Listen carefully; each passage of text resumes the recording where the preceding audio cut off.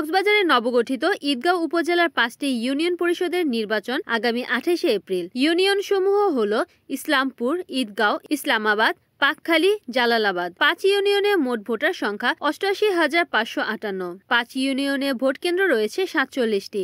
ইতিমধ্যে প্রিজাইডিং, সহকারী প্রিজাইডিং সহ ভোট গ্রহণে নিয়োজিত কর্মকর্তাদের প্রশিক্ষণ শেষ হয়েছে। উপজেলা নির্বাচন কর্মকর্তা ও রিটার্নিং কর্মকর্তা হুমায়ুন কবির জানান, অবাধ, সুষ্ঠু ও নিরপেক্ষ ভোট গ্রহণের জন্য সর্বোচ্চ প্রস্তুতি রয়েছে। তিনি আরও জানান, এই নির্বাচনে 47 জন প্রিজাইডিং কর্মকর্তা, 241 জন সহকারী প্রিজাইডিং কর্মকর্তা, 484 জন পোলিং অফিসার সহ প্রয়োজনীয় ভোট গ্রহণ কর্মকর্তা নিয়োগ করা হয়েছে। নির্বাচনের 2 দিন আগে থেকে 2 জন নির্বাহী ম্যাজিস্ট্রেট ও 5 জন সিনিয়র জুডিশিয়াল ম্যাজিস্ট্রেট নির্বাচনী এলাকায় কাজ করবেন। এছাড়া র্যাব, পুলিশ ও বিজিবি 2 প্লাটুন করে সদস্য ছাড়াও প্রয়োজনীয় আইন শৃঙ্খলা বাহিনী মাঠে নামবে। ঈদগাঁও উপজেলার নির্বাচন কর্মকর্তা মোহাম্মদ হুমায়ুন কবির জানিয়েছেন, 26শে এপ্রিল সকাল 9টা থেকে রাত 10টা পর্যন্ত নির্বাচনের ব্যালট পেপার ও মালামাল কেন্দ্রভিত্তিক বিভাজন করা হবে। এই লক্ষ্যে 7 সদস্য বিশিষ্ট একটি কমিটি গঠন করা হয়েছে।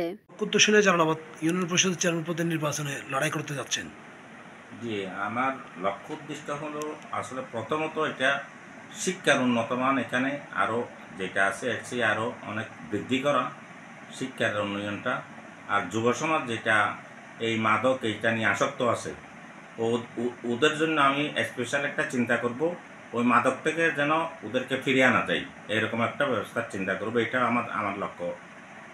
রিপোর্ট করেছেন ঈদগাঁও প্রতিনিধি এম আবু হেনা সাগর, NN TV।